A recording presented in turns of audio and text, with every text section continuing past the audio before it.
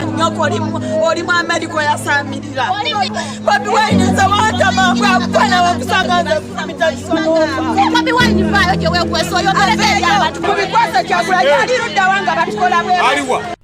mu mawulire ge tuyinawo gano si malungi eri abantu b'emukono abo naddala abo abaavumye His Excellency Robert Kyagulanyi Ssentamu gano si malungi bwe kuba kukaaba balabika nga bakyakaabya kajanja newankubadde tetumanyi nsonga lwaki baavumye era omusango baaguzizza ku His Excellency Robert Kyagulanyi Ssentamu atalina yadde excavator mu lujjalwe atalina yadde ezo ziweetiye yaddeemu bweti simanyi lwaki omusango gwe baaguzizzaako musajja wattu ali mu ggwanga lya United States of America agenda maaso n'okubanga ate abalwanira kakati nina amawulire agatali malungi eri abantu bano era bwe kuba kukaaba kirabika bakyakaabya kajanja gana amawulire gwagawulidde oba gwasobodde okugwa katambi kano katambuze okatuuse kwaba abakyala abaagambye nti Bobi Wine baabimukwasa aveeyo ajja abeere nga abalwanirira njagala okutegeeza nti gannina gano si malungi gye bali olw'ensonga waliwo emisolo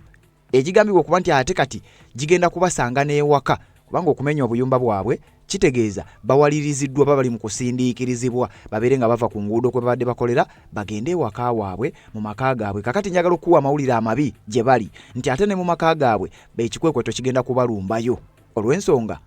nti waliwo emisolo gye tuzze nga tukugamba emisolo gino giri mu kuproposingibwa Ministry evunaanyizibwa ku nsonga z'ebyensimbi Ministry of Finance kakati wenjogerera bano nga bakyakaaba olw'obuyumba bwe baasenze wenjogerera gana amawulire gabawe nti kakati emisolo gye balumba waka gavumenti ya General Yoweri Kaguta Museveni eri mu kaweefube ow'okulaba ng'enoonya obutabalika 84 n'obuwumbi 200 nga zino ssente zigenda kukola enoonya ebitundu 52 ku buli 100 ngezo sente zigenda kuva mu ffe nze naawe n'okusingira ddala abo abakyala ababadde bakaaba era abaavumye His Excellency Robert Kyagulanyi Ssentamu ffe tugenda okuvaamu ssente ezo kyokka nga obuyumba babusenze bakusindise ewaka gy'ogenda okutuula ng'omulimu guweddewo kakati neeye ewaka gy'ogenda okutuula butto g'ogenda okugula amafuta g'ogenda okukozesa buli kimu ky'ogenda okukozesa okulina ensawo ya sementi na buli kimu bagenda kuba bakisoloozaako omusolo gavumenti ebitundu 52 ku buli 100 egenda bijja mu ffe okusobola okufacilitatinga budget ey'obutabalika 84 n'obuwumbi 200 kati nina amawulire agatali malungi eri abasuubuzi bano oba mbayite batembeeyi nti ministry government ng'eyita mu ministry evunaanyizibwa ku nsonga z'ebyensimbi oluvannyuma lw'okubagoba ku makubo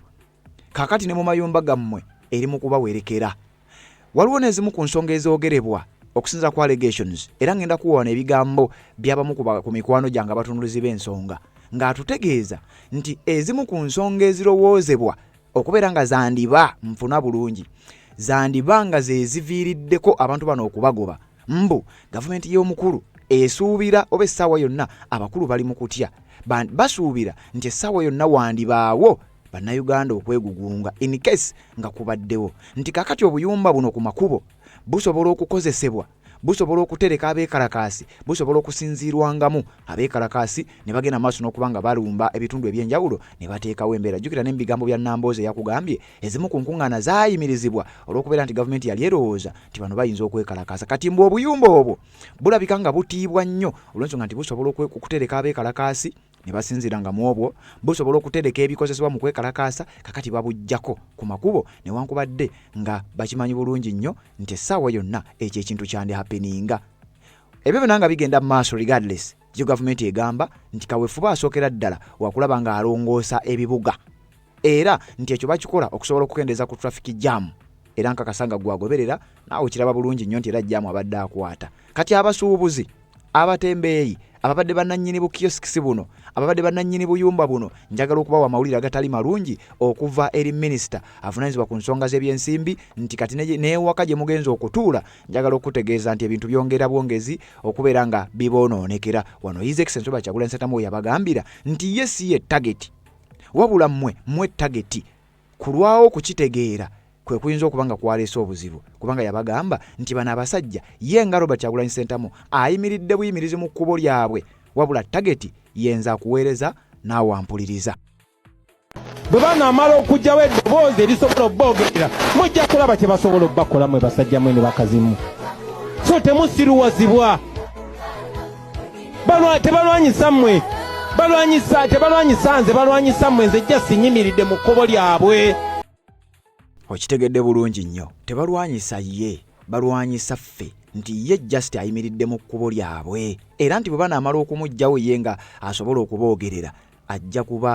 kuba balina obusobozi obubakola buli kye baagala mmwe bakazi mmwe nammwe basajja mmwe. Byali bigambo bya His Excellency Robert Kyagulanyi Ssentamu ng'ayogera ku nsonga ezigenda maaso. Bannayuganda abamu ze baawulikikanga abagamba nti nsonga zize era abasinga obungi baabitwalanga ng'ebyobufuzi. Kakati mukadde kano ebibadde birowoozebwa nti bya bufuzi njagala okutegeeza gwampuliriza kati batandise okutegeera nti bino tebiba bya bufuzi wabula zino ziba nsonga za ggwanga eziviirako omusolo okweyongera, eziviirako ebyenfuna okubeera nga binyigiriza abantu, ebiviirako ebintu byonna okuba nga bitambula nga bw'olaba bwe biba bitambula. Nga bulijjo njagala kusooka tuggyewo akalango kano then nzije nkutemeretemere ensonga zino otegeere bulungi nnyo kiki ekiddako. Nkugambye nina amawulire amabi ennyo eri abantu b'emukono n'abantu abali mu bitundu oba obutawuni obuli mu bibuga bye batuuma site n'obulala obuliraanyeewo. Amawulire si malungi, embeera etandika butandisi okubeera ng'eyonooneka. Jjukira omukulu tannalayira, bw'anaamala okulayira ajja kuba takyalina ky'abaagaza. Bajeti ejja kusomebwa mu Gwamukaaga. Eyo bajeti enaaba eyise era enaaba esomeddwa etandika okukola nga lumu omwezi ogw'omusanvu. Olwo tuba tuyingidde financial year eya 2026-2027 egenda okukaluba okusinziira ku misolo gy'ogenda okuwulira ne ssente gavumenti zeyagala okusolozaamu ggwe nange ogenda kubeera ng'otya. Nkugambye nkuleetedde amawulire agatali malungi naddala abo abaavumye His Excellency Robert Kyagulanyi Ssentamu. Simanyi oba kino kye kitandise okubalondoola kubanga kakati ne mu maka gaabwe gye bagenza okuwummulira nga bayiiya ekiddako abasajja bagenda kubalumbayo nga n'ekiddako tebannakiyiiya. Kanzije mbeere nga mbikutemeratemera. Nsonga z'obufumbo olina omwami naye ng'akutawaanya, olina omukyala ng'akutawaanya, bajja ne bakwagalako ne bagenda. Gwe alina ebizibu mu byenfuna nga ssente zikuyita mu ngalo, wooteeka ssente zifa bufi b'owola tebazza. Gwe aloota ng'ogwa mu nnyanja, gwe alumizibwa omutwe nga guganja okuwona, naawe aloota ng'ebintu bikozesa ensonga z'obufumbo. Nina ekifo ku mugga awali amayinja we nnyambulirako ebisiraani, ekikwa, ekifiiriza, omudibo, obutaganja, obutaweebwa. Nzijanjaba abantu ab'enzikiriza zonna, nsiŋŋaanibwa njeru ku lw'ejjinja. Gwanjagala kuba ku nnamba yange eyo, naawe aliye wale nnyo yita ku WhatsApp.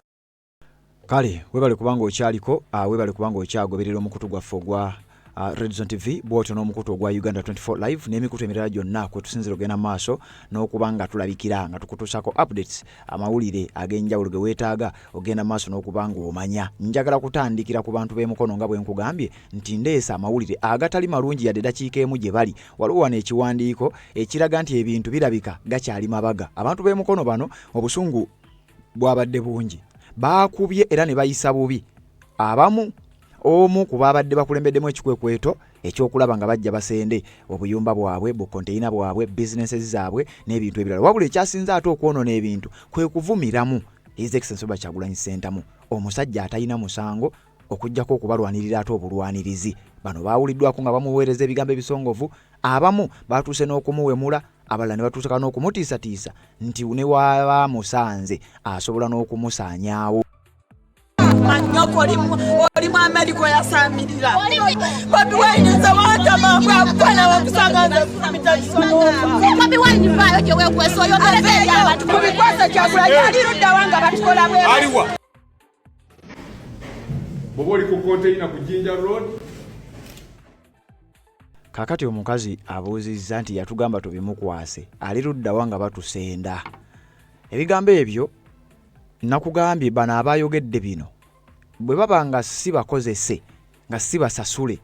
kino kiba kitegeeza ebintu bibiri: either nga busungu bwe bungi ng'ate n'obwongo butono, oba seekyo nga basiru abawedde emirimu.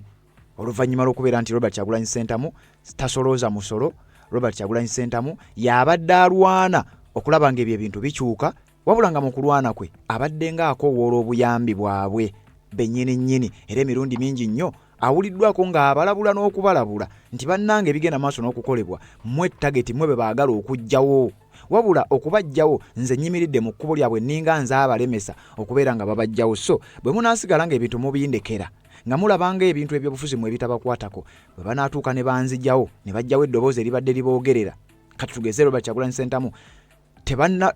mulamu tannafa naye ate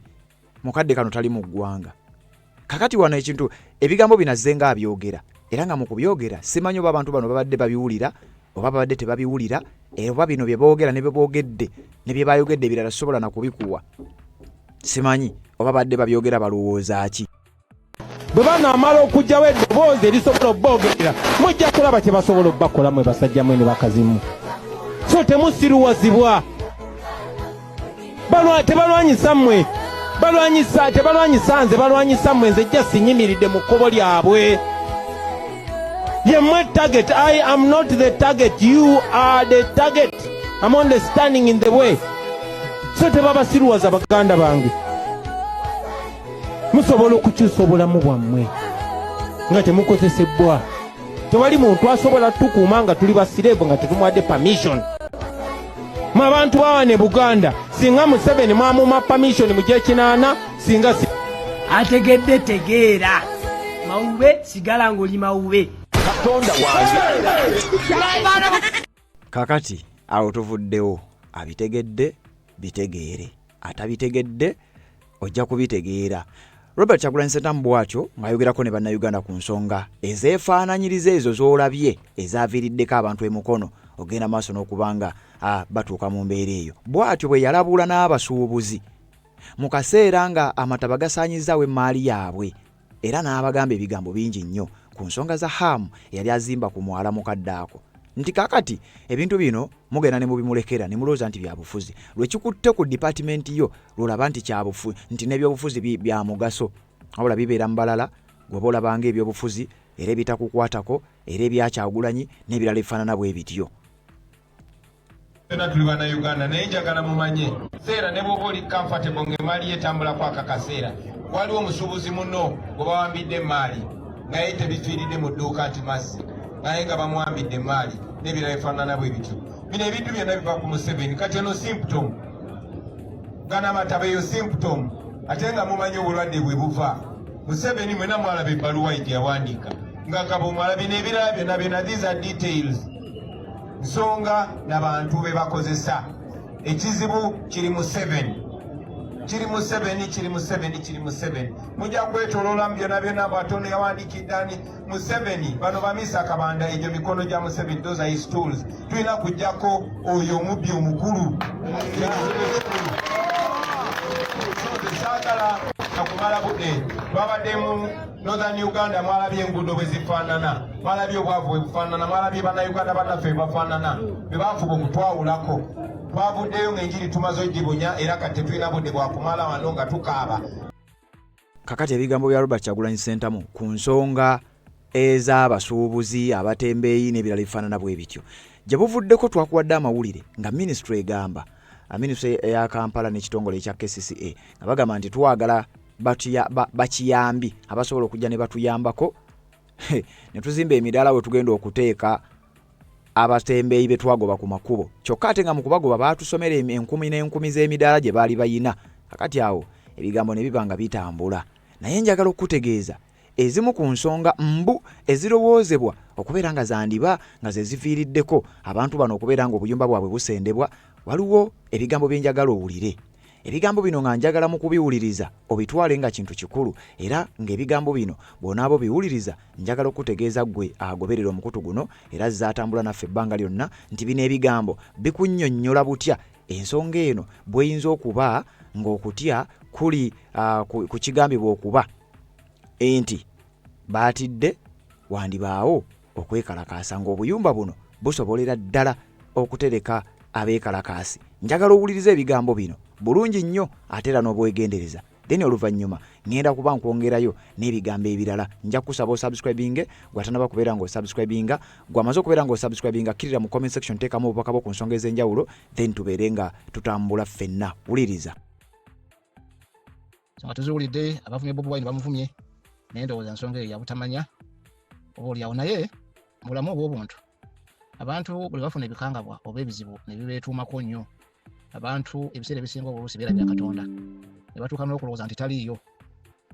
So abantu mu mbeera efaanana bwe tebaba beetaaga kubudaabudibwa. Naye bano aboogedde ku Kyagulanyi ndowooza ate tebalowoozeza kimala, kubanga singa abadde Kyagulanyi nti yafuga gavumenti oba olyawo gwe bantu badde bakuwoola okutya okuba nti oba olyawo ayingira mu kizibu kyabwe, naye bakimanyi bulungi talina gavumenti, talina buyinza. Kyokka ate y'ensonga etambulidde ku lukiiko lwa disitulikiti y'e Mukono. Olidde nti abakulembeze b'e Mukono bonna oba batwala ekitundu ekyo weebali ate sirowooza nti osobola okubuuka abakulembeze boolina ku bakansala abameeya abamemba ba palamenti abali mu kitundu kyo ate n'olumba omukulembeze wa National Unity Platform ndowooza wabaawo okutamanya naye nga ekikulu n'ekinyusi ekiri mu nsonga eno ekisinga okuba eky'amaanyi nti gavumenti ya Museveni oluvannyuma lw'okubba akalulu era ng'ekimanyi bulungi nti bannayuganda tebaakabawa bagenda kukola ebikwekweto era bagenda kubikola era bakyabikola mu bitundu byonna Museveni gye baamuwangulira ddala era ogenda kulaba Buganda, Busoga, Bugisu n'ebitundu ebimu mu West Nile kuba nawulidde nti n'embalala wabadde ebikwekweto bifaanana bwe bityo embalala site kati kiki ekigendererwa gavumenti bw'emala okubanga etuuse mu mbeera nti abantu tebakyajagala era nga basuubira essaawa yonna nti basobola okukola okwekalakaasa bateeka okukiriyalinga ekibuga ekisooka bakendeeza ku mugettuko gw'abantu ekyokubiri ekiwaliriza gavumenti okujja ebifo ebifaanana bwe bityo kwe kuba nti ebifo ebyo abantu basobola bikuŋŋaanyizaamu matiriyo eziyinza okozesebwa mu kwekalakaasa n'okukungiramu abantu mu ngeri y'enjawulo kakati ebyo gavumenti byegezaako okugjawo mu kaseera kano naye si kigendererwa kya kulongoosa kibuga oba kulongoosa nsi tebalina nteekateeka ya kulongoosa nsi ekigendererwa kiri nti gavumenti eri mu kutya yeeraliikirira nti essaawa yonna wagenda kubeerawo kwekalakaasa on top of that tumanyi bulungi era tukijjukira ffenna basookedde mu Kampala ne bagoba bodaboda n'abantu batundira ku nguudo z'omu Kampala naye ate oluvannyuma ne baleeta ebikwekweto ebyababbi mu Kampala wakati nga babbi mwe bali banyugunya abantu naye nga balina n'amajambiya era ne bafuba okulaba nga ezo kamera ezikwata ebintu ebyo nga weeziri basobole okufuna obujulizi bagenda okusindika mu bantu ekibuga amaze kikirali nga kitangadde bakitaddemu n'ababbi kati buli muntu ayita mu kibuga oba okuyita mu area zonna oba ogenda ng'olina ebintu bibiri kwanguwa kugenda kufuna kyogenderedde nakwanguwa kuva nga tannakufuna obuzibu kuba kati ensi yonna tewakyali wali secure kati insecurity ereeteddwa gavumenti olw'okuba ate gavumenti ebula tekyali secure eri abantu ndowooza kijja kuba kyangu kyakutegeera ku bantu bonna era abantu bonna gye bawangalira naye baba tebali mu mukono oba nga bali mu butundu obulala obw'enjawulo naye nga bakakasa nti eyo kumpi basobola abantu okwekugunga ne bajja n'atuuka mu bibuga ebinene ne bakola okwekalakaasa bonna bagenda kubataataaganya kakati ebyo ebigambo biwulidde si bigambo bya mukutu guno si bigambo byabaguddukanya wabula bigambo by'abantu sekinoomu ku nsonga z'abantu b'emukono kakati mu ab'emukono naddala abalabikidde mu katambi njagala okubawa amawulire gano ge nkugambye nti gano ge nnina si malungi eri abantu b'emukono abantu b'emukono nga temunnanenya Robert Kyagulanyi Ssentamu ensonga y'emisolo yo emanyiddwa bannayuganda bamanyi bulungi nnyo omusolo oguteekebwateekebwa essaawa yonna okubeera nga gubateekebwako ebitundu 52 ku buli 100 sente zigenda okufacilitatinga bajeti ya Uganda ya 2026-2027 ey'obutabalika ekinana mu obunana obuwumbi 200 sente ebitundutundu 52 ku 100 52% bigenda kuva mu ffe zigenda kusolozebwa mu ffe ekyo kyo mubadde mukimanyi era sente zino mukimanyi butya bwe zisaasaanyizibwa era mumanyi sente mmeka ze batujjako. Ugandans have an idea of what's going on, even a slight clue of what's going on, because the proposed budget for financial year 2025-2026 is 69 trillion Uganda shillings. You get that?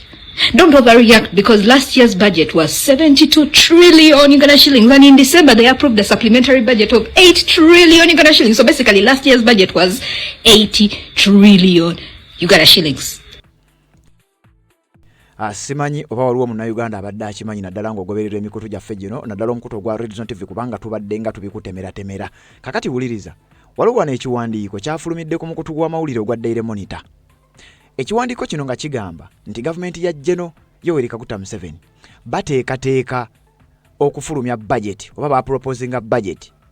egenda okuba ey'obutabalika 84 n'obuwumbi 84.2 trillion Ugandan shillings nga ye budget y'omwaka gw'ebyensimbi 2026-2027. Kakati bino abantu b'emukono oba mwagala oba temwagala bino mulina okubitegeera ku mpaka kubanga kakati ekadde mubeere nga ate muddamu okufeesinga ekintu ekirala ekyawukana ku ekyo eky'okubasenda. Mu kiwandiiko kino nga bagamba nti Ugandans will have to cough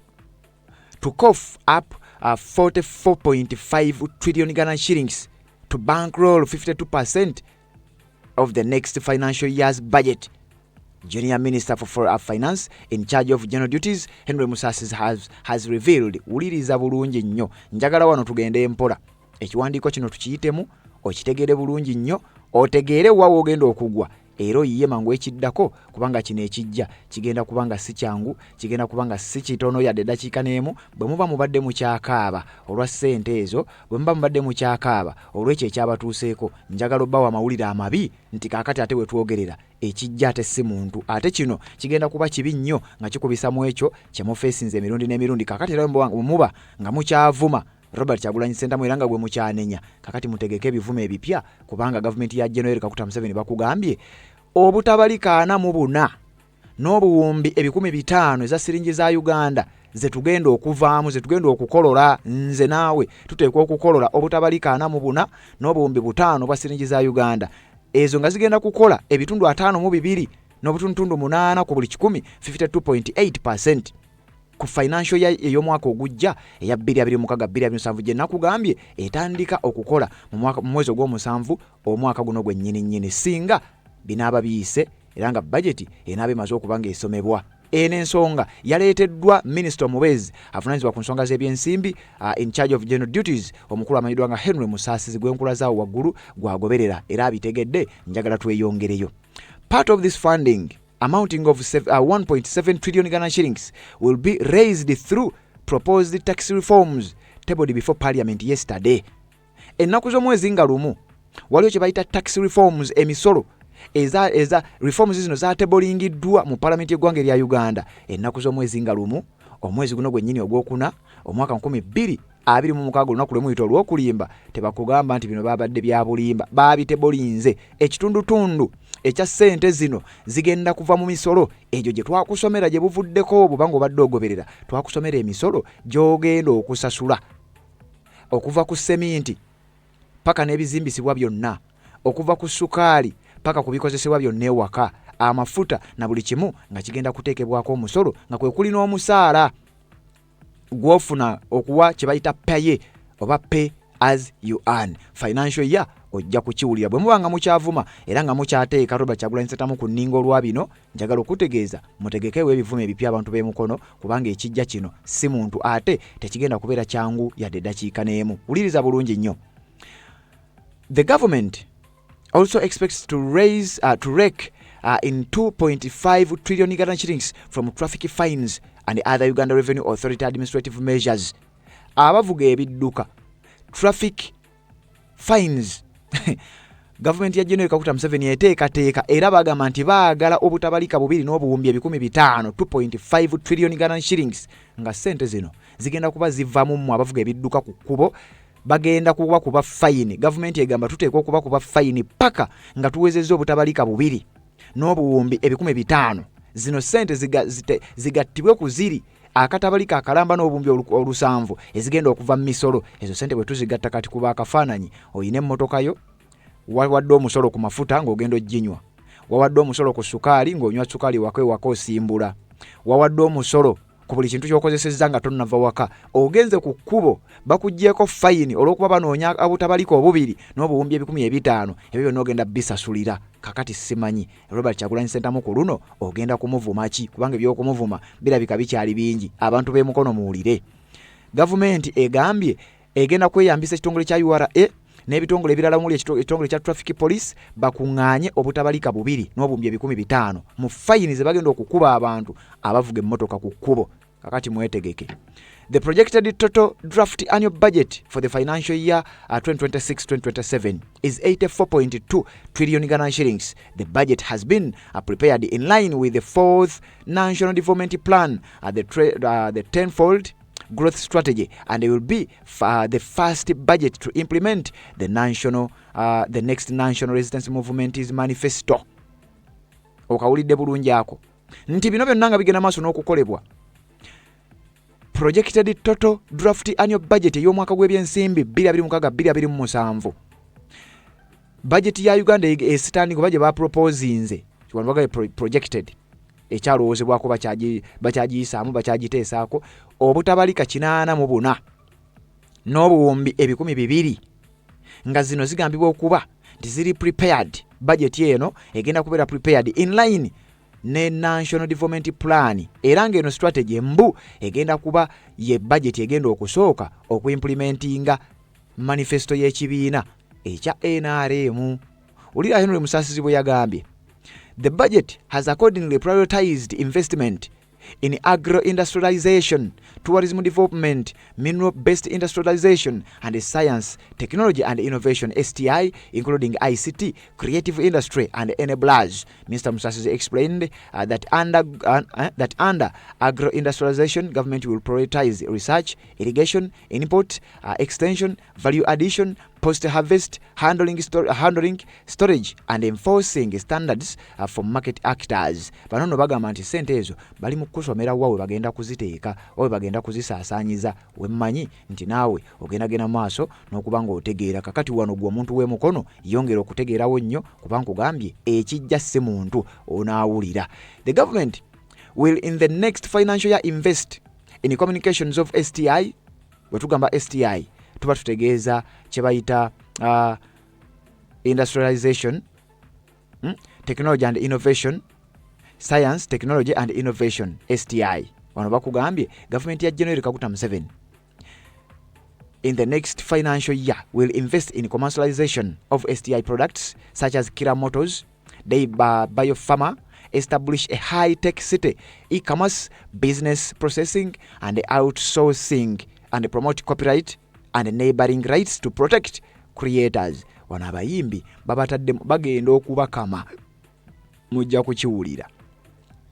ensonga za ggwanga abavumye Robert Kyagulanyi Ssentamu. Njagala kubawa ekiwandiiko kino mubeere nga mukitegeera kubanga bino bikyagenda maaso. Abantu b'emukono mutegeke ebivume ebipya byemugenda okubeera nga muvuma Robert Kyagulanyi Ssentamu. Kansooke mbawo ebigambo bya muganda nange wano Shama Updates ku nsonga zino nga sinaba kubanga neeyongerayo kubanga ate nnyinza obyerabira. Ebigambo bino biwulirize then nzije nkumalireyo ekiwandiiko kino kubanga ate nakyo kikulu nnyo.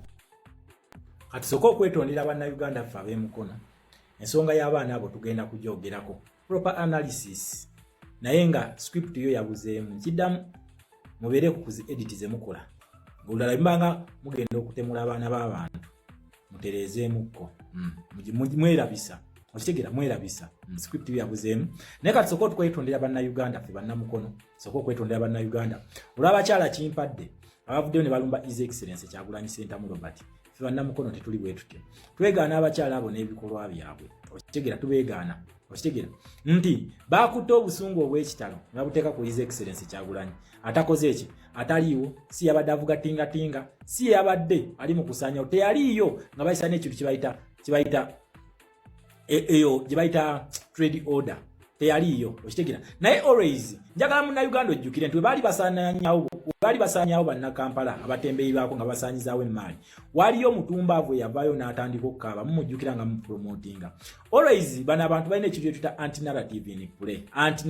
play. Bakimanyi nti ekintu kye bakola kikyamu bakimanyi, yes bakimanyi bulungi nti ebintu ebyo bye bakola biri against human rights okitegeera bakimanyi nti ebintu ebyo bye bakola biri against the constitution bakimanyi okitegeera kati baleeta ekintu kye bayita kye bayita trade order bo bagikozesa mu ngeri gye baga trade order ekyo si kyetegeeza nti musaanyewo ebintu by'abantu wabula olw'okubanga bano abantu balina fiya nkiddamu bino ebintu babisaanyawo muno bagenda kutereeza tebakulimba bino ebintu babisaanyawo olw'okubanga they are scared batidde ki ekigenda okujja kati bano bali mu kwetegekera kintu kye bayita domestic uprising oba mass uprising nti kati bwe banaasaanyawo abantu abadde bakolera mu bibuga kijja kubeerera abantu kizibu nnyo okutuuka mu kibuga kino bano ekijja bakimanyi kijjamu ekijja bakimanyi kyokula bali mu byetegekera okuleeta ekintu ne bagamba nti kati Uganda eri visa free to 40 countries bali baagala kulwanyisa kintu kye tuyita international isolation kubanga bakimanyi bwe bagenda Rwanda weerimu kati essaawa eno international isolation nga ne ttiimu zonna ze badde bateekako emijozi gye bateekako akalango kaabwe ttiimu zakoze ki zabisazizaamu then okujja nti nno baleeta kinene ekiteeka simanyi sovereignty bill kino ekiteeka bucounter attackinga His Excellency Kyagulanyi Ssentamu Robert mbalowooza mbu sente zigenda kuyingira wano basaponsalinga abantu bakole domestic uprising kati kino kye bali mu kukola ekyokusaanyawo abantu abakolera mu bibuga bo balowooza nti bagenda kukola ki balowooza nti abantu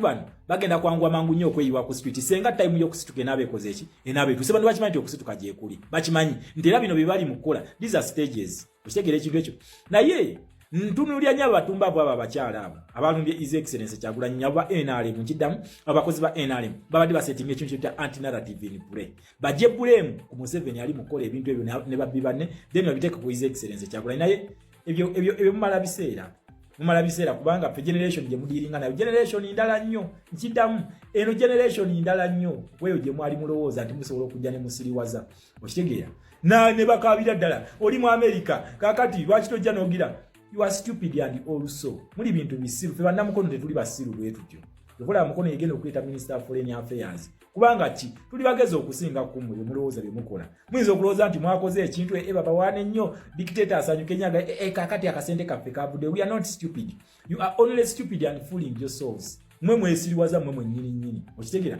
Museveni yali mu bazanyawo ate twabagamba mugenda kukiwulira eno stage mugenda kukiwulira buli omu agenda kuloza ku bukambwe bwa dictatorship buli omu agenda kuloza ku bukambwe bw'okubba akalulu mugenda biro zaako ekyenda bagamba toweetaaga kulekana na Munnayuganda nti situka muleke bana bagala okukola baddeyo kate babagobyeyo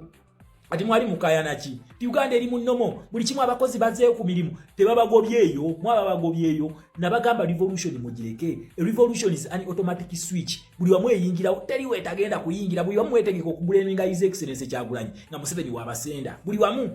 kati basenze banabo ku makubo abaddayo kukolera ku makubo kati mbubo ab'obutale ab'omuzakedi mulowooza muli safe muli namwe muli batumbaabo ab'omuzakedi mulowooza muli safe. Just watch, your time is coming. Teri atagenda kuloza kweno stage. Teri nakugamba eno stage yetuliko. It is the second to the last stage to overthrow a dictator. Kweno stage, yes, the second to the last. Teri atagenda kaba eno stage bagitampa watali kaba. Mwenna mugenda kukaba. Okitegera. Kati mwali mukaya na kinabo. Tibazeeyo kukola kati buli kintu kiri munnomo. Tokaya nanga. You cannot control what you cannot fight. Tosobola kikontrolinga na tosobola kirwanyisa. Kireke revolution mugireke egenda kweshepinga. Abaana ku masomero kati fees teri bayina okusasula sente za PDM bayina okusasula zironi za bank abo basenze ku ngudo bonna bali mu zironi ate banka yetaaga sente zabo kati bagenda kujja n'ewaka babawamba ebyewaka ebye twagala awe twagala we twabagamba mujja kuzuukuka musaaga mujja kuva mu comfort zone mujja kuvaayo mujja kubayo be mwali mwepanka wano ate kakati simanyi biki mujja kuoza we twabagamba nga bannange mujja mutwegatte ko tobenga tukola ki batutaasa ensi yaffe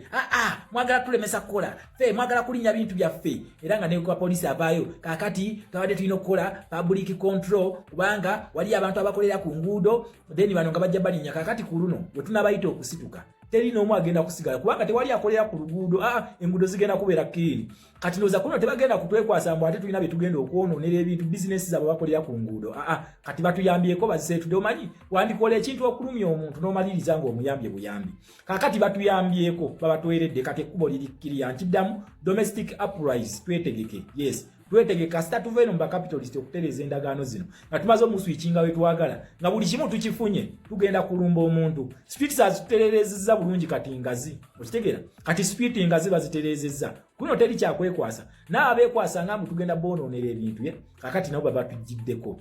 nabo ate nabo bagenda twegattako yes kubanga nabo tebalina sente ate babanjeza PDM the president waffe yabagamba kasitajja ku ntebe bwati eza PDM money ane nye tebakyaba banja okitegeera naye bwe munaamaliriza nga mwesigaza ebyo muwedde nkiddamu muwedde eno stage bagitampa watalikaba mwenna egenda kukujja gy'oli owakeedi kijja emisolo giri kasiggu gijja gwe wakeedi gwe alowooza nti nooli safe bagenda kukuba emisolo ogenda kutya okitegeera they have to survive bano abalangira ba Uganda n'abambejja balina okusurvivinga ate nga bagenda kusurvivingira kugwe mugenda bakolerera ebyo musaaga okitegeera mugenda kubakolerera musaaga kubanga ki ono omusajja yagenze n'akwata wali n'anyigawo okitegeera ekintu ekyo His Excellency Kyagulanyi taata bano bakyala kimpadde zino script ozimanyi tezikujja ku mulamwa twagala otunyige njagala otunyige embirizi zino zitandika okwegatta bwe zitandika okwegatta n'abagamba twetaaga sanction kati ono ali mu kweteekateeka bigenda okutuukawo ng'obedde yabeeteekerateekera ddaye mukole byonna bye mwagala mubikole soke batunyige wano then naffe tujje tubanyige tali muntu temugenda kuwangula bino byonna byebakola bitwanguyiriza revolution kuggwa tebali mu kukola okitegeera kuba kati tuli n'abadde bagamba tebebekwatako abadde bagamba tubonoonera emidaala gyabwe egy'ennyaanya kakati emidaala gy'ennyaanya bagigyewaha kati mukyagamba ki mukyalina kye mugambayo zo protecting zo gains mu protectinga oba njasamire muli mu protectinga gains oba neyasamire muli mugenda kukiwulira okitegeera mugenda kukiwulira twabagamba bantu mwe muje twegatte tulabe nga tununda eggwanga lyaffe mwagaana okitegera mwagaana katulaba abakyala kimpadde batandise okwogera ebyekisiru newe munayogera teri kigenda kukyuka teri mugenda kukolerera bana abasajja okitegera ekintu ekyo mugenda kubakolerera ate nga mbakakasa teri kigenda kusitopinga paka revolution eno ngewedde mujja kusituka mugenda kudda ewaka nga looni mulina okuzisasula tebagenda kubajjako looni nti business bazijjeewo never tebagenda kubajjako ekyo looni mugenda kusigala nga muzisavisinga mugenda kusigala nga buli kimu mukikola nga we kirina okutambula okitegera ekintu ekyo buli kimu kirina okubeera neza PDM mulina okuzizzaayo tusaba ne buno obuduuka naye amaduuka mwakozi byogalekako byonna mubijjeeko n'amaduuka gonna mugasendewo twetaaga ekibuga nga kiteredde bino tebabisendawo muno bagenda tereeza kibuga ebyo balimba just bagobawo mmwe kubanga batya ekintu kye bayita domestic uprising batya ekintu kye bayita mass uprising mass protest bazitya they know they cannot control us they can't akati balina bagobagwa mu bibuga ne mumala biseera okitegera kubanga Uganda ina milioni ne milioni z'abantu you are not even 100,000 you are not okitegera ekintu ekyo kati bemumala biseera temuwera 100,000 okitegera ekintu ekyo mumala biseera byemukola fetugamba yessaawa mwetereze yessaawa mumalirize ebintu bye mwatandika mwabba akalulu naye kano mwabba njovu nkiddamu eno yo mwabba njovu mugenda kakasaako you can torture Ugandans you can demean Ugandans but the strong arm is coming omukono gw'abakapitalist gujja temugenda kuguwona nkiddamu omukono gw'abakapitalist we gujja temugenda kuguwona ekyo kyo mumala biseera kakati nze kyensaba mu Uganda mweteeketeeke tulabe nga tumaliriza ekintu kino president waffe wamaliriza okutereeza ebyabakapitalist bulungi nnyo ekiddako mukimanyi tugenda kubanga twekyanga tubeekyangiremu ffenna tulabe nga kakati wulira nakugambye gwe ab'emukono mutegeke ebivumo nga bingi nnyo kubanga kati ekijja atesse muntu tax bills wuliriza bulungi nnyo nakugambye njagala kumalayo wano we wasinga obukulu wulira ssente nga bamaze okukusendera akayumba bakufirize emaali toyina kiddako oli mu maka ago otudde waliwo zipeyi waliyo zi tax process waliyo zi bingi nnyo ngenda bikusomera ogenda kuwulira waliwo emisolo egigenda okubanga gituteekebwawo kwegaje twakusomedde egijja essaawa yonna gyogenda okubanga osasula ng'omanyi obanga tomanyi ekitongole kya URA nga kiri mu kaweefube okulaba nga bakitaddeko task ey'okubanga bakuŋŋaanya omusolo gwe nakusomedde basobole okufacilitatinga budget eya financial ya 2026-2027 waliyo value added tax waliyo tax procedures code waliyo exercise duty waliyo paye oba pay as you earn waliyo stamp duty n'ebirala byonna nga bogenda obiwulira wuliriza Minister Henry Musasizi has tabled a raft of tax bills aimed at amending the exercise duty, value added tax, tax procedures code, income tax, stamp duty, lotteries and gaming, external trade and traffic and road safety acts. Bino byonna byowulidde nkusomera bigenda kuba bibeera amended. Kitegeeza emisolo egibadde gijjibwa ku bino gigenda kubanga gyeyongerako. Sinakindi okubanga gikubisibwamu omuli kye bayita pay as you earn n'ebirala byonna. Wulira wano. He also tabled the Appropriation Bill 2026. Under the income tax proposals, government intends to raise 410 billion Ghana shillings by charging all income earners whose salaries exceed 10 million Uganda shillings per year or pay as you earn rate of 40% up from current 30% to caution low-income earners. The paye threshold will be raised from 235 Ghana shillings to 335,000 Uganda shillings per month. Taxes on diesel and petrol will also be revised upwards by 200 Uganda shillings per litre. Ompulidde bulungi nnyo. Henry Musasizi, Minisita omubeezi avunaanyizibwa ku nsonga z'ebyensimbi, general duties n'ebirala bikwatagana bwe bityo, yatebolinze bills toba kibayise tax bills eza 2026 nga bagenderera okulaba nga baamendinga ebintu bino wammanga gino byowulira nsoma gino giba misolo waliwo bagenda kwamendinga kye bayita exercise duty egyo misolo value added tax egyo misolo ba kye bayita VAT tax procedures code income tax stamp duty lotteries and gaming wano abazanya zaala n'ebirala bifaanana bwe bityo nammwe ewammwe kijja external trade and Traffic and Road Safety Acts waliwe nkugambidde nti abavuga ebidduka gavumenti eteekateeka okubasolozamu obutabalika bubiri n'obuwumbi 15,000 ng'abasajja bakugamba oba onaabo ino omusango ku luguudo oba naatuguyina URA egamba ffe nga tuyita mu kitongole kya Uganda Traffic Police twetaaga ssente ezo kakati ojja kuzisasula nga wakamala okusalibwako kye bayita excise duty osaliddwako kye bayita VAT oba VAT Value Added Tax, Tax Procedures Code, Income Tax, Stamp Duty, Lotteries and Game. Waliwo agenda okusalibwako bino byonna nga emirimu mingi agikola avuga emmotoka ate ng'azannya n'ezzaala bamusaleko omusolo ku zzaala gwazannya akapapula kakubya awangudde bamuggyeko omusolo ku Stamp Duty bamuggyeko omusolo ku Value Added Tax bamuggyeko omusolo Excise Duty bamuggyeko omusolo ogwa pay as you earn bamuggyeko omusolo ogw'emmotoka fayini gye bagenda okumukuba ku kkubo ng'ekitongole kya URA ekiri mu kaweefube ow'okukuŋŋaanya ssente ezo. Era yaleese ne biiru endala gye bayise appropriation biiru eya 2026 era nga wano kigambibwa gavumenti erina tax proposals ez'enjawulo nga zino zonna ebigendererwa byakulaba nga bakuŋŋaanya obuwumbi 410 410 billion Ghana shillings ssente zino ze Uganda zetwogerako nga zino zigenda kuba zijjibwa ku salary zizokka biri byonkusomedde birala kakati bino obukadde obuwumbi 410 zigenda kuba zijjibwa kubafuna emisaala kye twayise paye oba pay as you earn nga gwafuna obukadde 10 okweyongerayo bagenda kukukyajinga omusolo gwa bitundu 4 ku buli 10 40% okuva ku bitundu 3 ku buli 10 ebibadde bimanyiddwa. To caution bwano nga bagamba nti bana bamufuna mpola bo babalese abafuna emitwalo 23 okukka wansi okuva ku mitwalo 23 paka ku mitwalo 33 n'ekitundu abo tebagenda kubajjako naye gwafuna emitwalo 33 n'ekitundu okweyongerayo naawe waliwo 30% ey'omusolo ejja n'ebirala nga bwe nabikusomera bwe sigenda kubikuddiramu. Omusolo ku diesel ne petrol nagwo gugenda kubanga gwongezebwako siringi 2 per litre. Bino byonna tuzizenga tubikugamba. Ulira This measure expected to collect 450 billion Ghana shillings will see petrol taxed at 1,750 per litre up from 1,550 per litre. Diesel the same. Alcohol consumers abanywa omwenge n'ebirala byonna ebifaanana bwe bityo kati saasira omuntu uliriza saasira omuntu nga bino byonna bigenda kumuggyibwako abeera mukono y'omu ku be baasendedde akayumba bamuggyako omusolo exercise duty bamuggyako simanya stamp duty bongedde omusolo ku butto ebizimbisibwa abadde akayumba bakasenza ayagala kuzimba ebizimbisibwa babyotaddeko omusolo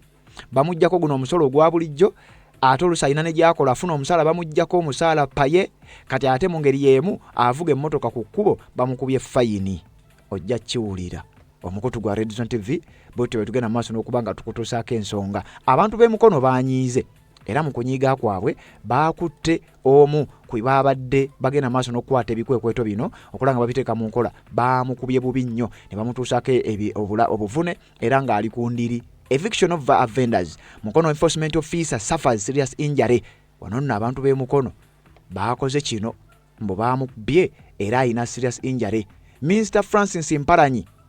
an enforcement officer in Mukono municipality, is nursing serious wounds at Mulago National Referral Hospital after he sustained them while dismantling illegal structures during the ongoing trade order on Thursday. Ono Mpalanyi Francis ow'emyaka 47 yabadde agenda maaso n'okubanga akwasaganya emirimu gy'okujja abantu ku nguudo mu bitundu by'emukono n'ebitundu ebirala. Abantu baamukozeeko ali mu Mulago mu ddwaliro ali mu kunyiga biwundu okulaba nga abeera mulamu kubanga bino ebiwundu byamutuusiddwako oluvannyuma kubanga yabadde agezaako okwenfoosinga ekikwekweto ekyokulaba nga agoba abantu kye bayise trade order lwali lunaku lwakuna. Ensonga ezo ezagenda maaso n'okubaawo abantu ne bamukolako effujjo lye bamukolako musajja wattu n'agenda maaso n'okuba nga afeesinga. Kakati ngenda kwongera ebigambo bya Shama nga mmaliriza olwo nno nzije mbere nga nkwongerayo n'ebigambo ebirala wabula nga sinnakuwa bigambo bye nyongera okusooka okwebaza mwenna abajja mu comment section abatambula naffe ebbanga lyonna butambi bwetteekayo ne mbanga ate muyitaayita mu comments ne mujja ne muteekayo obubaka bwammwe. Neebaza abantu abatubeeramu abatambula naffe ne baba nga ate mutuwane ku mawulire mutuwane advice ne byali fanana bwe bityo ne baza mami wange mama Joy we bali kubaayo mama London nkutumiddeko mami wange mama Kevin okuva Switzerland we bali kubanga Joli baganda bange bonna mukulu wange ali e South Africa gwowulidde mu bigambaawo ate nga yomu ku bantu abasinga okunnyonnyola ensonga mukulu wange Abudu we bali kubanga Joli n'abantu abalala mwenna abatambula naffe mu nsonga zonna tulina amawulire wano mangi nnyo ngetugenda okubanga tukutuusaako waliwo ekiguddewo ate mu bajjeno mu maje ebyo nabyo ngenda kubanga nzija nabyo naddala ng'omaze okuwulira ebigambo bya Shama owa foreign policy nze nzije mbere nga nkwongerayo ekimansa nnaku bwe twogerera kituuse waffe mukono ekimansa nnaku kituuse waffe mukono kijimansa mpalo kigenda kitambula teri gye kitatuuse mbu Smart City Fort Portal Mbale Wambalala bonna bakaaba ekimansa nnaku kye kibakola byebyo aga teri atagenda mujja kiwulira nabuga gwe toleekana na Munnayuganda nti Bannayuganda asimanyi baze business ziri nnomo buli omu akola abantu tebabifaako nedda abantu Uganda bwe teweerina okubeera kati abagenda okukola babanonyeeyo kati badda waka nkiddamu babanona waka era gwoba oli mukono mukono ewaffe kitokota kisaanikire mukono akati okaba woseka naye asinza okunyumira yono jajja akugamba veteran yazirwanako so kakati era yakugamba nti akyalina laavu ya NRM ne Museveni kyekyo jajja amma laavu ya NRM ogina ne Museveni naye mugenda kukaaba wano kweno level wetugenda oba oli wa NRM oba toli wa NRM oba alonda Museveni oba towamulonda ogenda kukaaba yeno level gye tuddako lwaki Nakyemaliyo nakimanyi nti no tebakola ki tebamulonda okitegera tebamulondera talina legitimacy kati agenda kubachunya agenda kubatulugunya abaze ku zero mugenda kakasante mu innocent on top of that byali mu kukola byonna emisolo gijja nkiddamu on top of that emisolo gijja katugendeke waffe mukono mulyoke mulabe ekiri ekimansa nnaku Agangeze Esther Bukirwa ndi mukazi nalwanako naye twebaza Mukama atuterezeza tuli mu nsempya muzayi tumwebaza era yangero tukuuma n'okusasira gye tulaga kubanga abaana balina okusoma tunajja wakasente atufunire watuteeka nze mwagala nga taata NRM nalinyako nengende yulaka nenwana nekwata nemundu I respect him era nakatweka gemanyika li mu State House I love Museveni naye Museveni atuyambe jatutwala naye bino byakoze abantu bibamenye emitima tebalina gye bagenda kujja school fees tebalina nange bimenye nyina abazzukulu nwanagala kasete kagwawo dda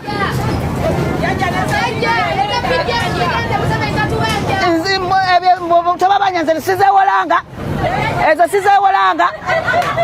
muzeyi sizewolanga ezo sente nayimirirewo ndikuzange zekayanira eza mu Amerika ze nakolera Iraq zekaze diringa naye nsaba abazzukulu banaalyawa bwe kino kikusanyusiza kubanga mulimu ab'ekikumi abadde bawerera abaana ne mukono yamuwa akalulu bayabalanga yero ngambalaba naye akira omukazi yaŋŋambye nti obangi twale ngisuule nemugamba tosuula Museveni togisuula gikwata ojozo gitereke abadde wano ng'atuula wano nga naye muntu wa NRM batulangira kati tuladde tuli emiceere kololo nga bagitulangira mbu abakazi batulangira naye nze bagambye tino bya butaliimu tuwagire tata atunoonyeze gyatutwala naye ab'ekikumi abaana banasoma kyekyo ekimansa nnaku ekigenda mu maaso ewaffe so kino ekisanja bakiyita mpawo atalikaba teri agenda kubeera mu comfort zone ebyo temwerimba teri agenda kubeera mu comfort zone bana abantu mwiza okulowooza nti no basendawo kulaakulanya kibuga oba ki teri kye bakulaakulanya teri bano beesetingira pace beesetingira kkubo lyabwe kubanga yabagamba nti wanaaba agenda buli kimu agenda kirekanga gye kyava agenda bazza mu bwavu buli bwennyene super byali mu kukola katuukiriza ndagaano ye naye katulabe then n'ekirala agezaako nnyo kola nti abantu mmwe mwali temwamulondera temumwagala ekyo kyakimanyi kati kikyalina okukola alina okubasenda okuva ku kkubo kubanga his excellence Kyagulanyi buli we yajjanga mweyiwanga bangi mu kkubo lwaki timwalinanga access y'amaanyi nnyo okusemberera ekkubo okitegeera okusemberera ekkubo naye mukoleranga omwagala w'abangi ayitawo kakati byonna bye mwakola ali mu kuwoolera ali mu revenge abantu bano be bakyasinza omutima gwa revenge omutima omubi okitegeera kati ebintu bibali mu bakolako tolowooza nti no babikola olwokubanga bagenda kulongoosa kibuga simanyi batereeza ki eyo tebabalimba teri kibuga kye bagenda kutereza ono mwami ennugu ya 2021 ye muliko nti mwaga atenda ddala ab'emukono mujja kiwuli omuga mukono mwaya basiibula n'abagamba nobaga mulekeyo bate mwagala kati alina obbalagako okitegeera ali mu bbalagako ennugu ya 2026 ono mwami gyali mu kukola ki gyali mu ku-express nga kati agijjeeyo yonna ajja gibamalira ku mwena abaali ku makubo okwo yayitangawo nga temumusiibula nga atambula ne convoy nkalu Kyagulanyi wajja ne mweyiwa makubo ne mulaga ba Democrats ne mulaga ensi yonna nti ono yemwagala w'abangi era president gwe mwalonda kati ali mu baleetera bizibu kati ali mu kusaanyawo business mpulideko abagamba nti kakati eza parish development model temukyabanja mujja zisasula nkiddamu PDM mujja kuzisasula kubanga mwina bye mwasinga bibagenda kujja babinone nkiddamu buli yanona sente za PDM toweeyibala mbu simanyi bagobye ku kkubo kakati aweddeyo tannaggwayo agenda kujja zinone on top of that baleeta emisolo super mukitegera baleeta emisolo giriva omwange gye bayita Uganda wetugenda nkiddamu abali ebweru mutusabire kubanga wano wetulaga weewe wennyini we yatugambira tugenda kukiwulira kyo tugenda okukiwulira tugenda kukifiiringa mwabesigaza nte musituka olunaku lulinga lutuusa olw'okusituka temula nti agamaje gajja ne gabastopinga kubanga waliwo ka video kendabe nga kuliko omusirikale alina uniform kisiiwuuse wa security naye nga ayagala kukuba mukazi gwe basuulidde akayumba bwe gwamugega agatima ge balina okitegeera ekintu ekyo owa security ayagala kukuba mukazi gwe basuulidde akayumba ayagala agenda atereze ebintu bye abeeko kyataasaako naye eyo mputu yammwe twabagamba musengule ebintu byammwe mudde ewaka business muzikolere ewaka wowe ina boutique gijjeewo genda otandika okukolera ewaka ne bantu mwe muyina emputu bantu mwe temuwulira kakati mugenda kukifiiringa nkiddamu mugenda kukifiiringa olw'akanyoomonyooma ako kemukola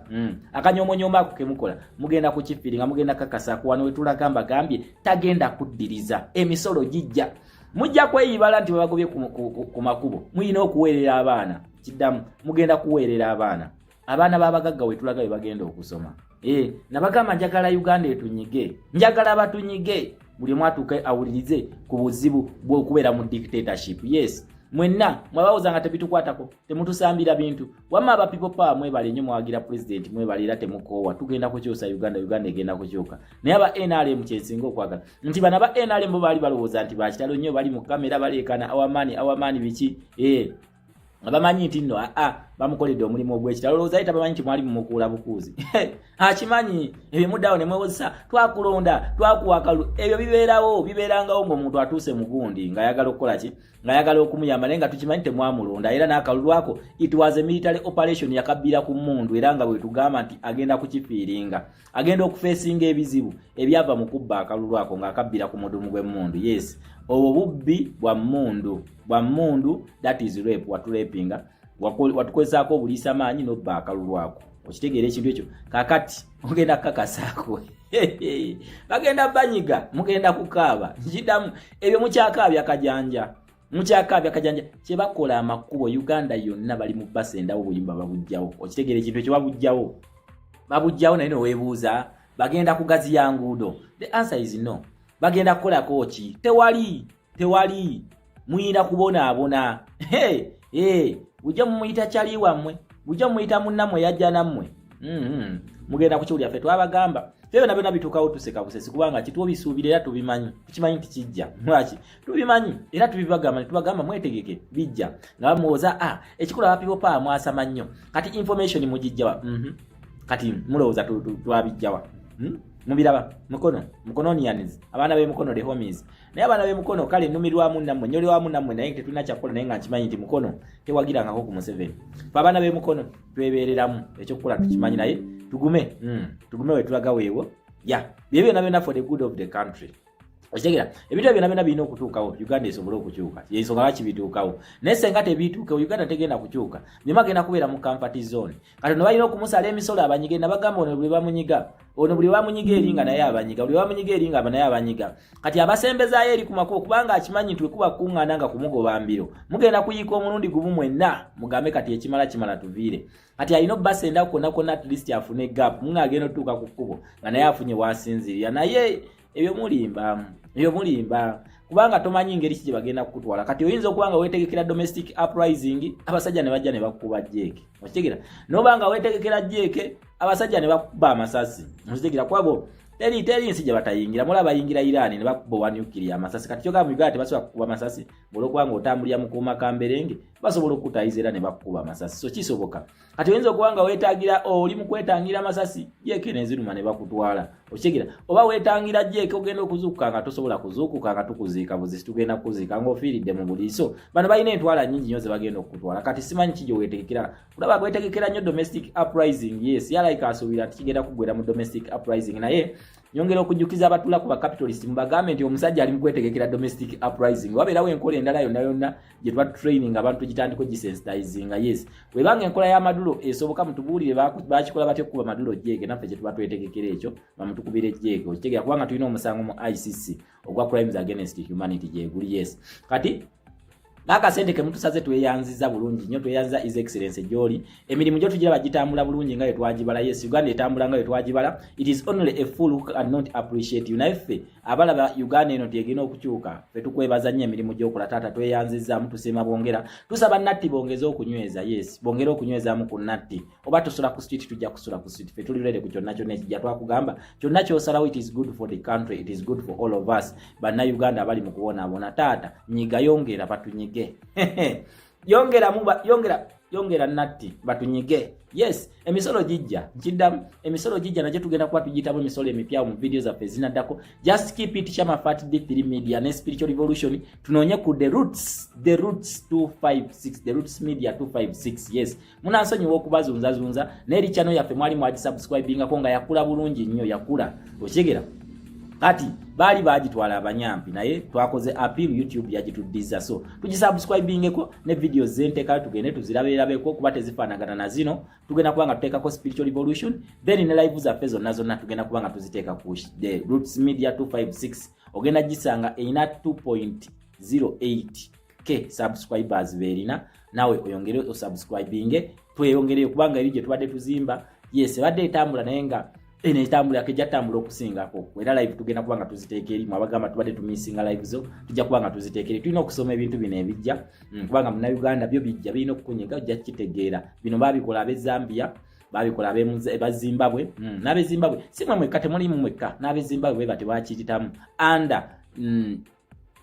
Robert Mugabe naye at the end of it all tumala ne tuwangula ekyo nsobola bakakasa tugenda kuyita mu suffering tugenda kuyita mu hustle tugenda kuyita mu bujimu nenga bakakasa at the end of it all tugenda kuwangula byonna bituukawo for the good of Uganda of our country nti luli ebintu bino tubadde nga tubeera mu comfort zone nga tulaba life eryoke nenga inside people have been suffering yes abantu badde babonaabona nenga babonaabona nenga ba politician tebalina solution wabula bo bakola mu nsimbi olwokubanga bo ne family zaabwe ziri bulungi kakati lero katubonebonemu akasembayo nenga Uganda esobole okukola ki esobole okukyuka yes tuyinza obutagirabako kubanga waliwo abagenda okufa waliwo abagenda okugira bingi nyo betugenda okuyita mu Uganda naye nga mbakakasa at the end of it all tugenda kuwangula sente zo bazitwala ekituufu kiri nti omuzungu sente azitwala eri president gyali eyo mu Capitol Hill aba bakola foreign policy akakiiko ka finance nga kikagamba nti kati Uganda muziweebwe giti Uganda mujiweebwe giti onakugamba ono fanda wansi yo naye agambye n'okugamba nti kati ngenda kuva mu NATO obawulya bakyakala babadde bagende tugenda kulwanyisa Iran kati obawulya batandise buli omu batandise okukuba emimiro bamuyita mu America yafuga ensi nakugamba this is an economic block ono yafuga ensi yagifuga ne sente ze ono si colonialist but it is an economic block oba tunudde ku United Nations Security Council ya bebamukuba n'omuchina bebatwala ku embiganye bano bebabezawo economy y'ensi kiddamu bano world order bebabezawo economy y'ensi nga capitalist side represented by United States of America nga communist side represented by China kyobolaba ono yabateekako embeera nga yagala abaavuwaze ne bagamba kakati oba yagala twavuwaza tugenda kukolera olukwe tulete dola tugikube tutandika akabinja ka BRICS koye kale mulete entwe eyo mbalagireko bwereere okitegeera yabagamba mulete entwe mbalagireko bwereere kobo kale katujje ffe tumanyi jjojjo obugagga mu Africa katugende tutabbire badictator bano bonna ebyobugagga tubibajjeko then ffe tulabe nga tukuba dola koye kale mugenda kula buli gwe munakwatagana naye agenda kuva ku buyinza kakati we tulagaawo we tuli yes sente z'America zote mugenda kuddamu kuzirabako mu Uganda ate omuchina talina sente zakuwa nkiddamu omuchina talina sente zakuwa ekyo tebakikulimba kakati abalina emmotoka muzitunde kubanga amafuta bagongeza twatambuzanga bigere kati mu kigira ki tuddeyo ku boda kati emotoka ojagaza ki we can live life nabagamba fa abaana ba ghetto ekirungi kya fetife we know life nga tulina sente nga tuli banaku we know life nga aliwo akwokyezaayo tugimanyi we know life ngo inamu omutwalo tusobola okusurviving so abaana ba ghetto ekyo tuli bino tebitulya kati ebirya banene abaana bakulidde ku pizza bakulidde ku chips ngabo wavu abaana babadde bagagga kati wagaye nti kakati munange obanga obadde olya pizza kati yesawa pizza osooka ogiveeko obanga obadde ogendera kusomera mu motoka nga bakupa ogenda kudda ku boda obanga wakambadde muyine motoka ewaka ogenda kudda ku Uber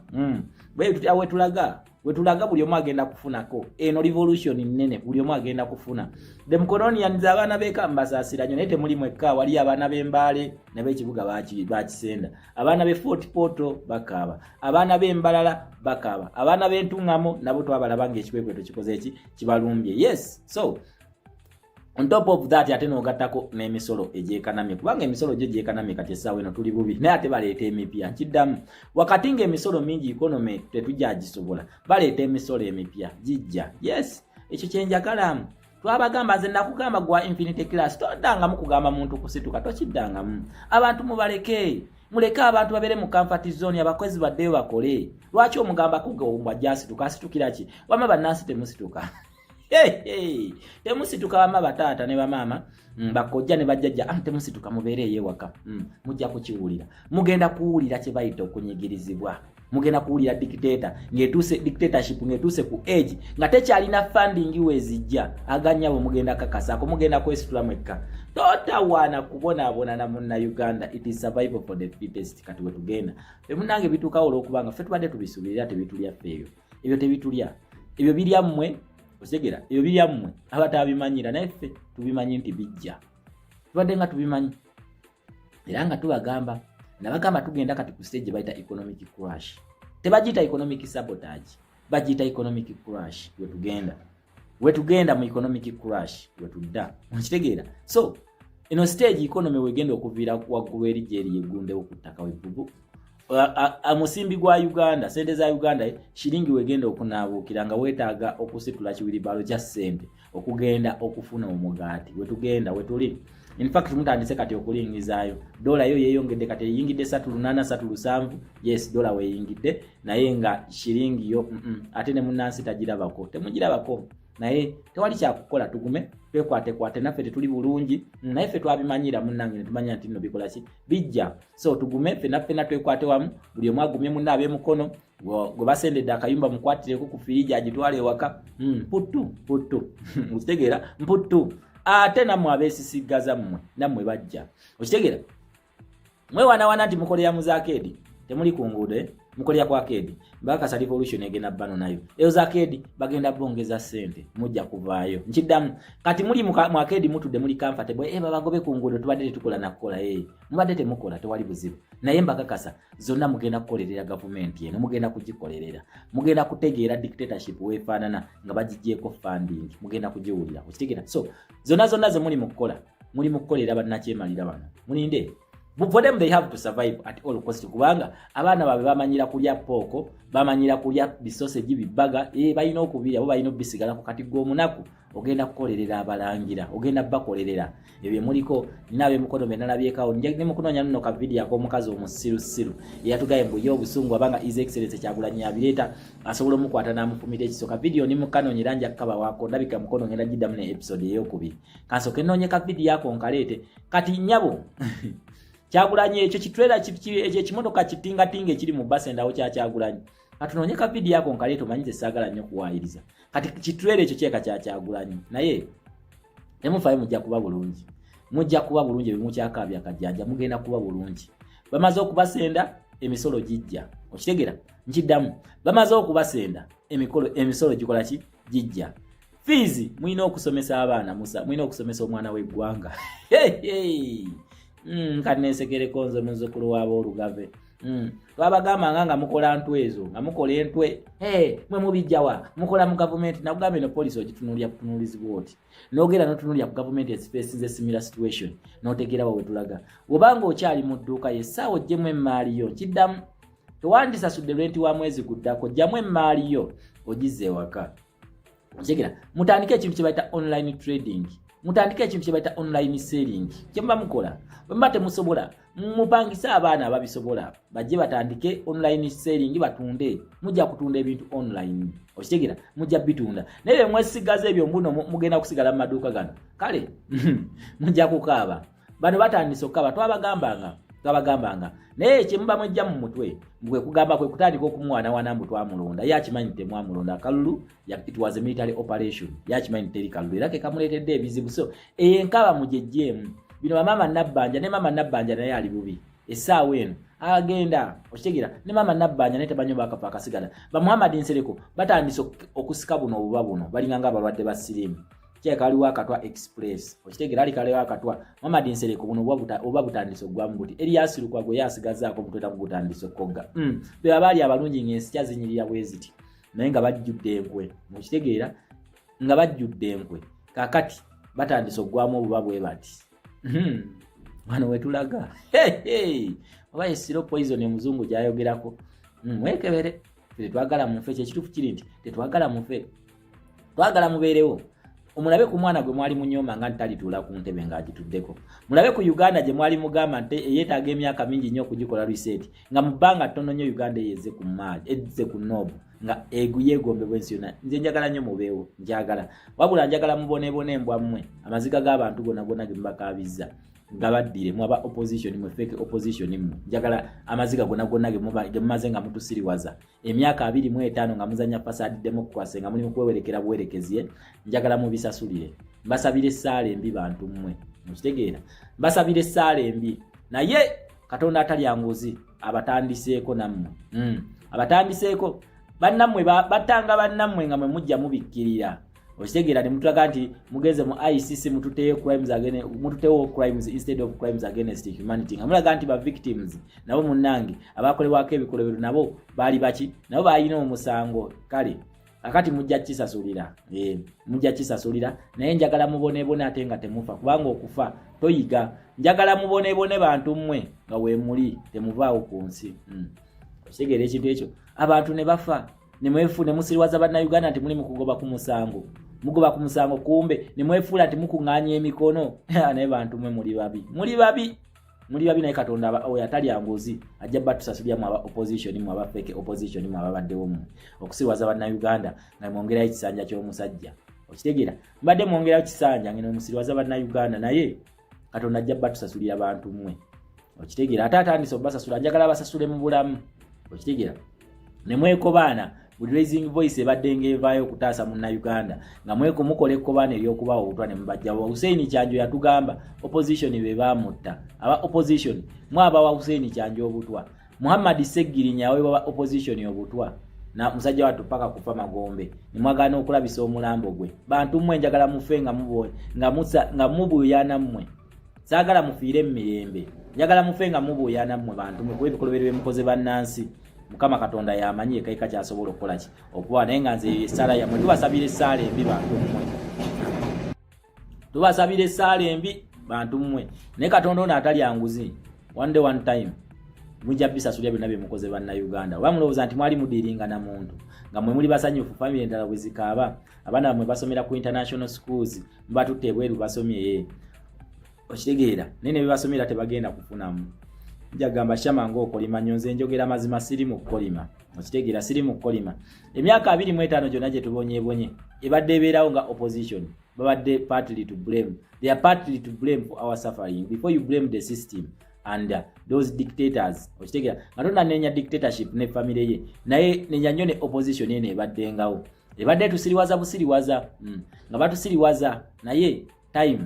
bagita time is the best judge okitegeera ye mulamuzi akyasinze kati ndowooza mukyali kye mwakolerera nga mutandise you are now reaping what you sow okitegeera ekintu ekyo yes bw'osiga obukyayi ofuna bukyayi bantu mmwe musiriwaza nnyo bannayuganda babakyawa bannayuganda babakowa bannayuganda babasabira essaala embi mmwe ne famire zammwe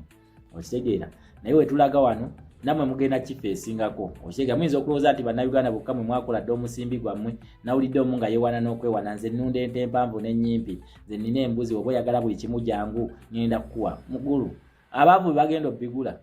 abaavu be bagenda okujja bakuguleko mubaddemu omaze mu parliament emyaka 15 osiriwaza bannansi okoze omusimbi kati ojja obeewaaniyako bakubira ebyajjagalo naye tulowooza nti baavu banaakugulako okitegeera noonya bagagga bannammwe bagenda obbagulako abaavu tebajja kusobola bbagulako okitegeera ekintu ekyo so nze munnayuganda ekintu kyensobola okugamba nkugumya bugumya gwe bituuseeko naawe abadde awagira NRM kokitegeere gwe sikunenya era sikusaasira wadde njagala okitegeere you are protecting the gains naye ffe munnange ffe tubadde tukisuubira ekyo kuba tetwamulonda era tuli nnyo confident and happy titwakola the right decision ekyobutalonda National Robbers Movement. Yes, kakati essaawa eno eri ku revenge naye eno revenge tegenda kutaliza nti ono teyannonda ono yannonda ono wa NUP ono wa kibiina kino ono wa kifenna mwabajjayo PDM mugenda kuzizzaayo ekyo temweyibaala kiddamu PDM bazeetaaga omusajja agala PDM kubanga China yabagambye twagala ssente zaffe ate tetugenda bbawa looni mpya kiddamu China yabagambye twagala ssente zaffe ate tetugenda bbawa looni mpya World Bank yeegamba tugenda twalabyeko omusajja seba akukuta mu World Bank eyo tugenda galeeta omusajja akukuta mwayagala bamuddiremu aba World Bank naye mwena mu aba World Bank tubalaba tubeetegeezera tubataddeko abiri mugeze muzifulumye twagala tufunde mu Uganda no temufulumya ssente wadde n'olwatano temumuwa Uganda tugifunde mufenna tubeerewo fenna tubeerewo teriza akubbako bajje batunyigeze tuyina ezisembayo tuzibawe zonna bazitwale mu misolo bazitwale mu buli kimu yes tubeerero tumanyi tetulina nawe banazira ne zibaggwako bajja kuba tebakyalina wakuzijja ate tubasabe ebyobugagga byabwe balina byonna mu biwambe basigale ku ssente zokka eziri mu Uganda wezina amala okutuggwako then tulabe nabo kye bagenda okulya nabo bagenda kweyaguza enkuta ate naffe enjala weenaatuluma ennyo we shall go and eat them senga enjala enaatuluma okitegeera ekintu ekyo so byonna we biri for God and my country Uganda.